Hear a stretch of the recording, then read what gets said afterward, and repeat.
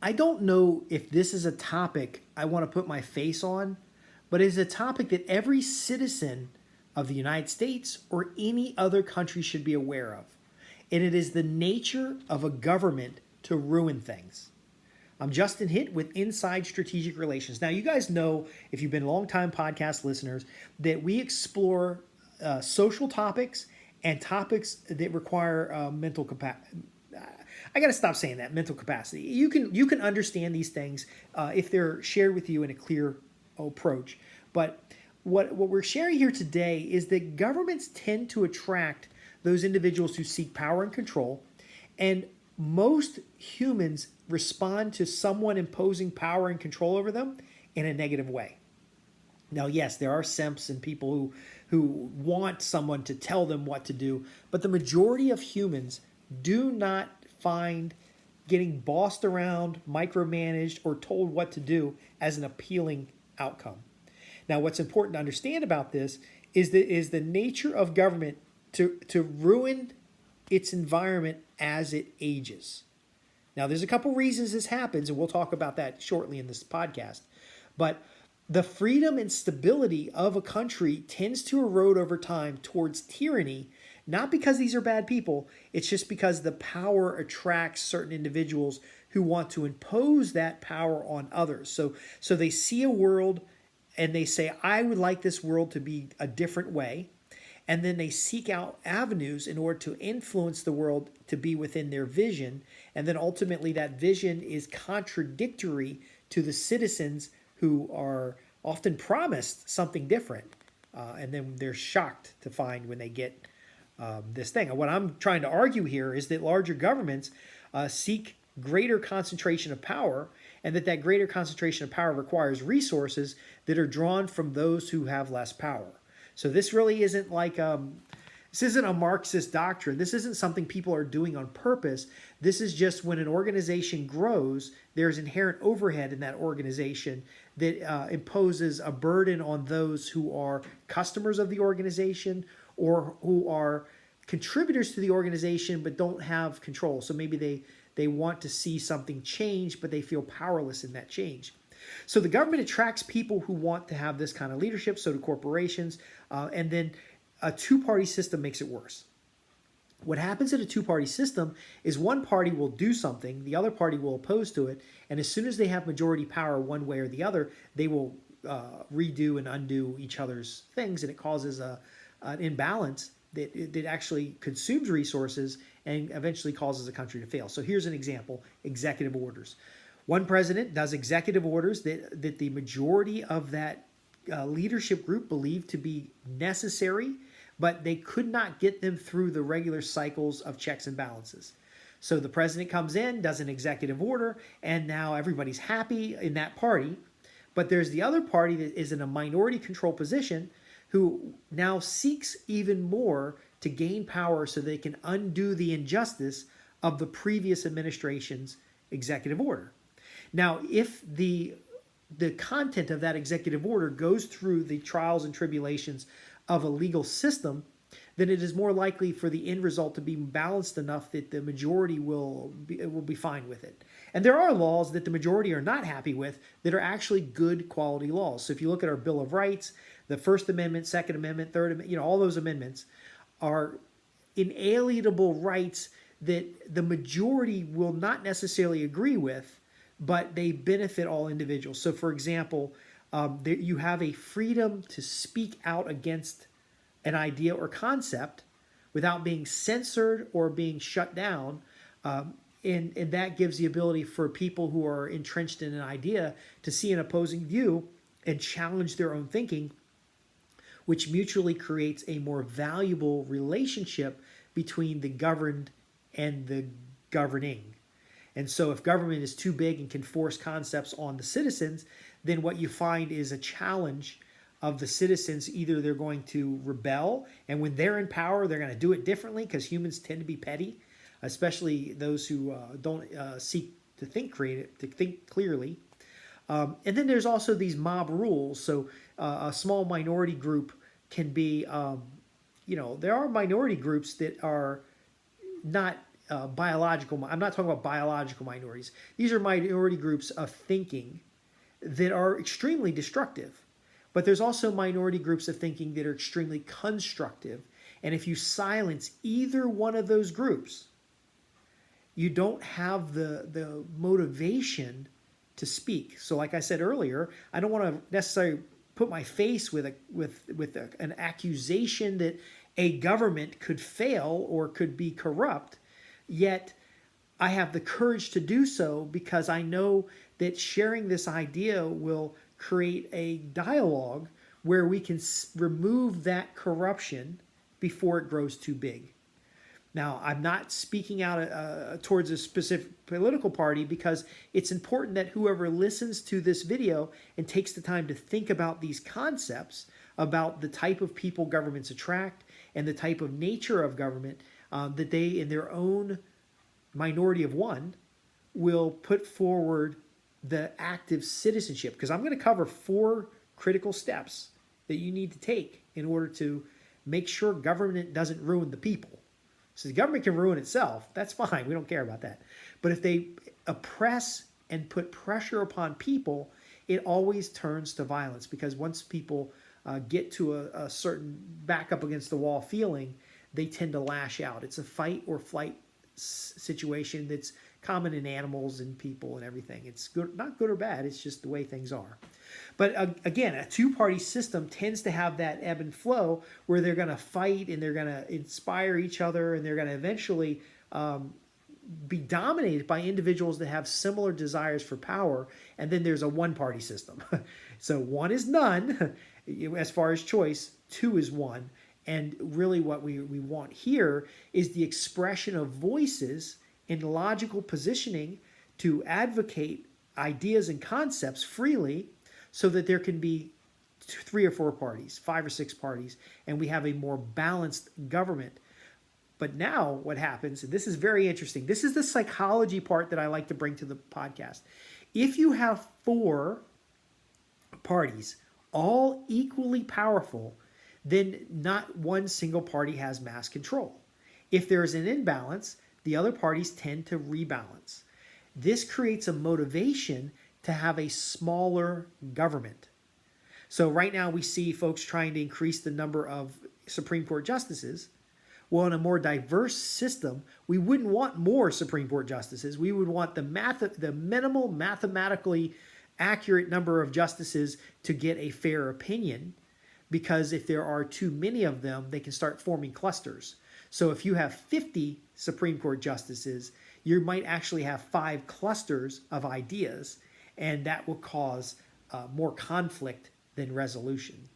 So again, there's a little bit of abstract thinking in this, but when you are looking at the relationship between how people make decisions and the capacity to make decisions, very often a smaller, diverse group, and I'm not talking about biological diversity, I'm talking about diversity of opinion, that smaller group tends to make better judgment. Now, it's not a central small group like a communist party where you have the communist committee that manages everything. It's more like representatives of states, governors, and their two-party system. So we have branches of government. Each branch of government provides checks and balances over other branches. That is a better system than having a democratic rule in the sense of the number of popular vote. Because again, the population is easy to manipulate, the population is easy to fool, and ultimately the population becomes a pawn as government grows and builds systematic structures that reinforce their power. A small government, it's difficult for them to build the infrastructure necessary to maintain power, so you tend to have cycling of power, but more importantly, there's an adoption of some kind of clear guidelines or tenets.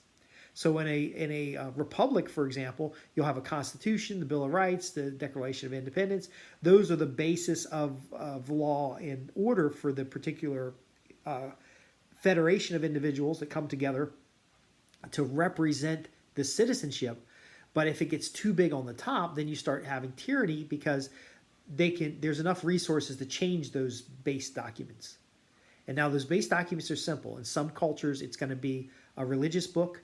In other cultures, it could be a constitution or a set of agreement. Um, it's better to have many different states than it is to have one state, because now you get to see the perspective of the diversity in thinking, and how one state manages something could be significantly better than how another state manages it. And then you have the freedom to adopt those best practices. So again, government is going to attract people who seek and consolidate power, but the consolidation of power reduces the diversity in thinking, and the diversity in thinking tends to have one group imposing upon another group. You tend to have a minority imposing upon a majority the beliefs of the minority, and that is a bad situation to be in. Now, what this often causes is outright rebellion, but the problem with outright rebellion is that it's messy, it's violence, it's fighting, it's the loss of life, and it is also the destruction of resources that is necessary in order to serve the citizen population. So it's actually the citizens that fail there. You can be aware of the destruction and work within the system to resolve it, but that often is slow and painstaking. And unless you've built community, so an advocacy group, it's a really lonely battle. You can also observe the illusion of power. So sometimes when organizations consolidate power, they're so far out of touch with what's actually going on that they could be in their own little world making laws, and the rest of the world can just do whatever they want. So, for example, the federal laws about municipal plants that are naturally available, and also like mushrooms, for example, psilocybin mushrooms, cannabis. There are federal laws restricting those things, but there has been independent research as well as university research showing the benefit of these natural plants. And so some states have decided that the benefits of the plants outweigh the restrictions that may have been put in place for reasons that have nothing to do with the plant itself. So, for example, hemp was regulated because it competed with cotton, and the cotton industry was having problems. And it's more complex than what I'm describing, but the regulation of hemp, which is high in CBD, was vilified.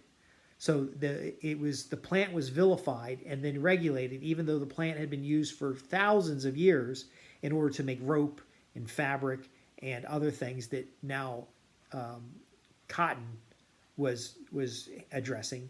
And if the cotton industry is having problems, they could lobby to have the other product eliminated.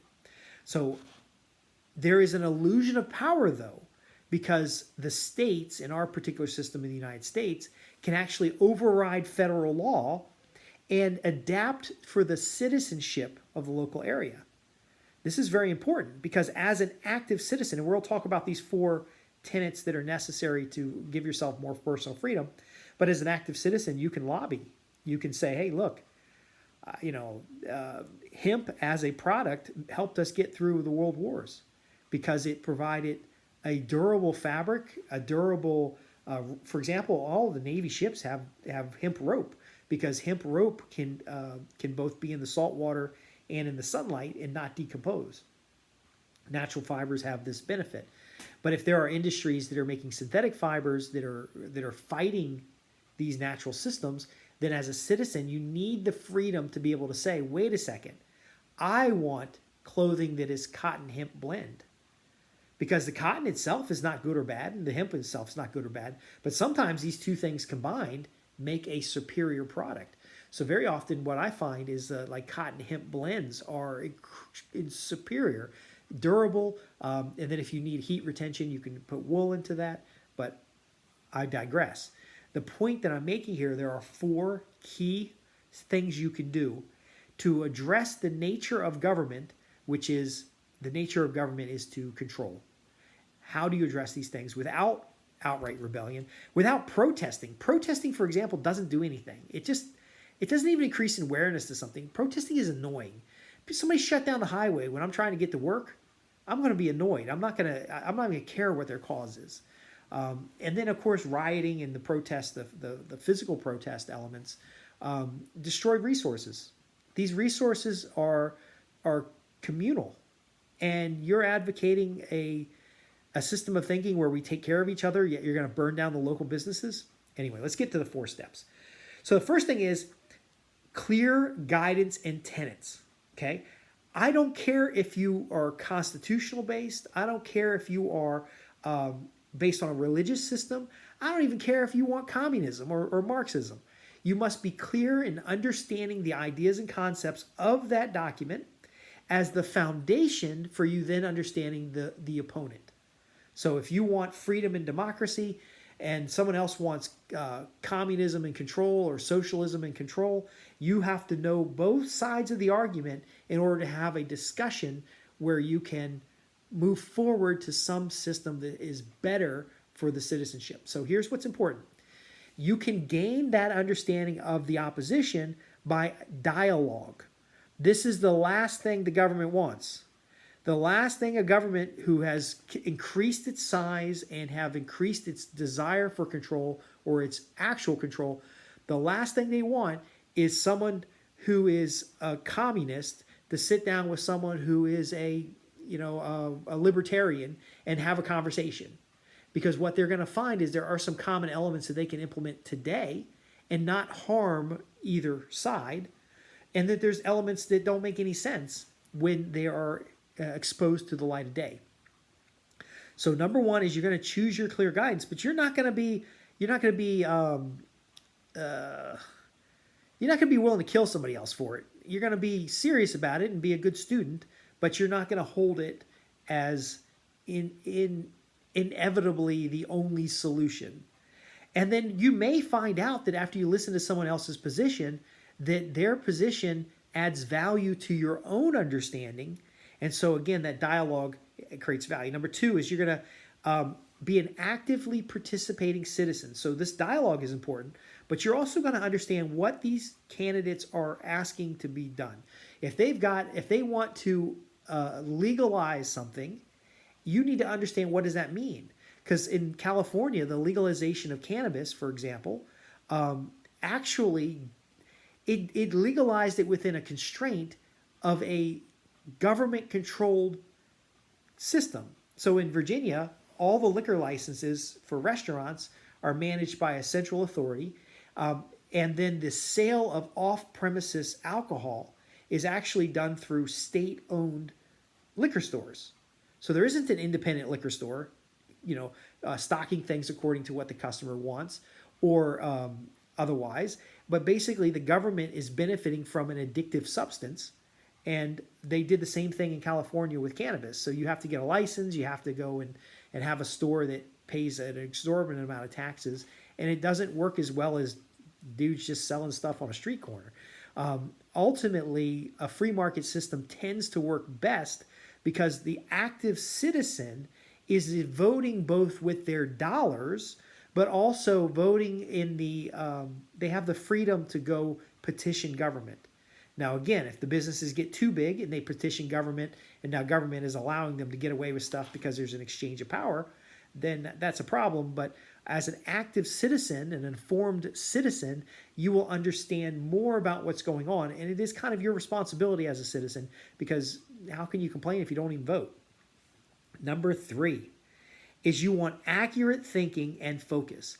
The media is going to try to sell you on whatever's sensational because the media is in the business of eyeballs. They want you to pay attention. You might have even seen an ad on this podcast. They want you to pay attention so they can sell you advertising. They want you to consume, because the more you consume, the better they profit.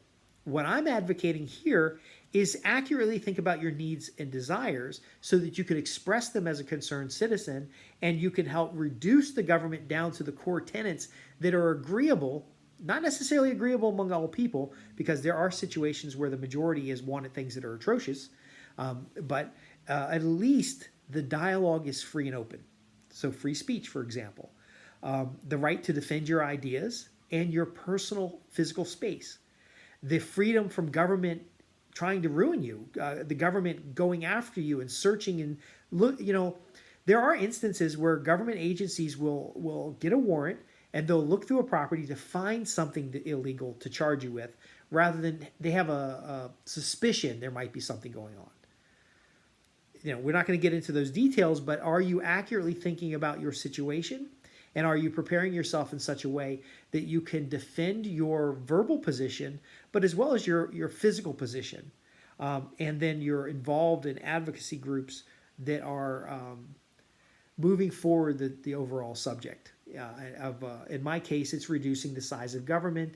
It's reducing the consumption of resources by a government agency that doesn't generate an income, and ultimately allowing a free market to do more of these things. You don't have to agree with me. You could see it completely different.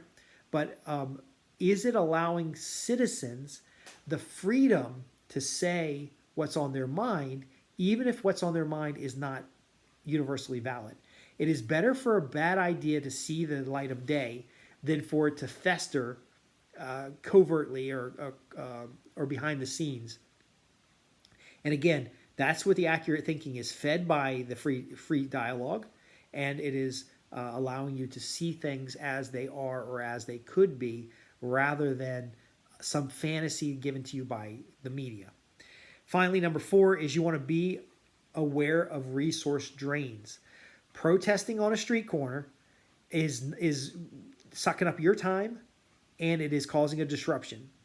Now, you could rent a bulletin board and it could stand there on the corner for you, and you can use media and other forms to get your idea or concept out. But meanwhile, you could be off doing productive work. You could be restoring your community, building things that are of value to individuals. I see this a lot in the news, what you see on the news protest-wise, and what you see in a lot of independent media, is that a lot of these protests are just resource sucks.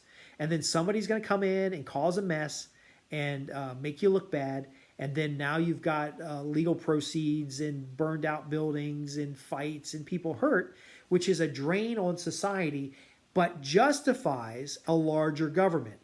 So understand, these 4 elements are for you, but the counter is that it is the nature of the government to say, look of all the crime, look at all the problems that are going on. That's why we need more police.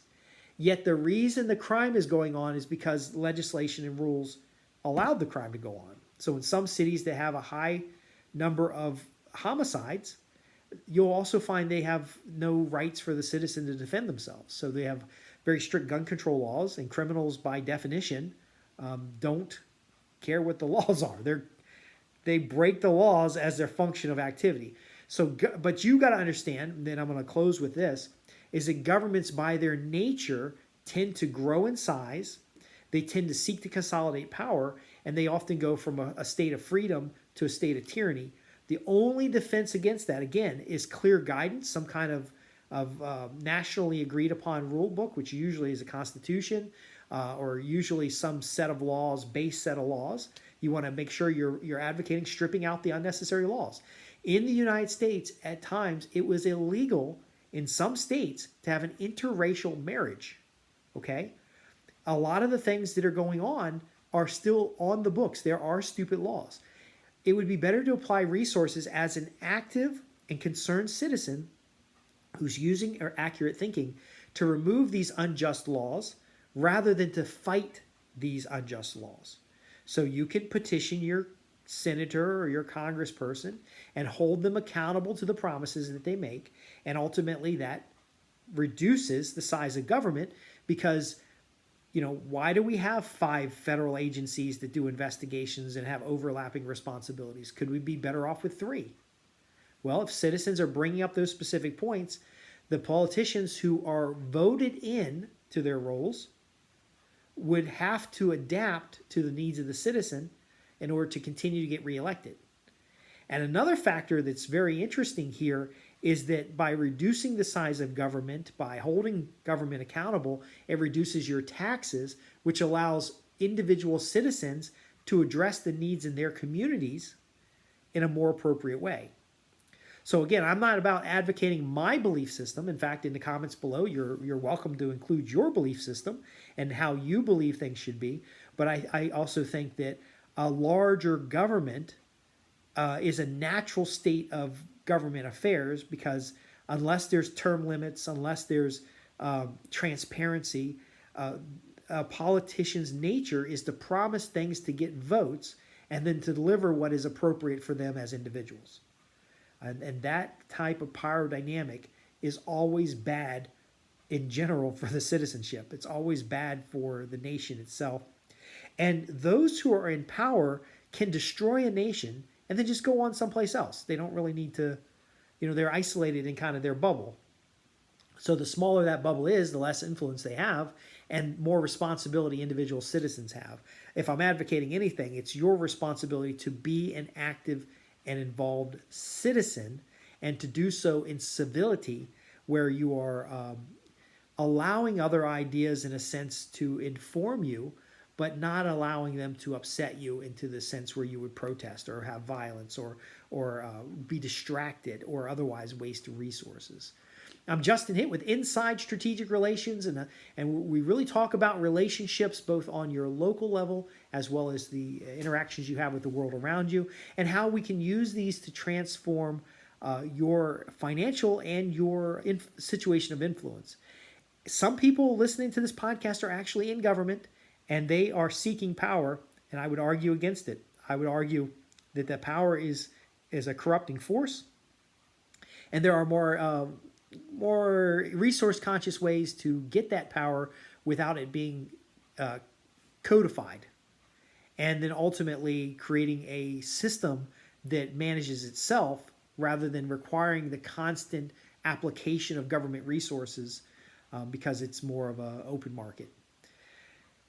Join our subscribe below, get more of the podcast as it goes along. You can visit www.insidestrategicrelations.com/newsletter to join our email list because some of these videos for some reason get no pickup and never show up in anybody's recommendations.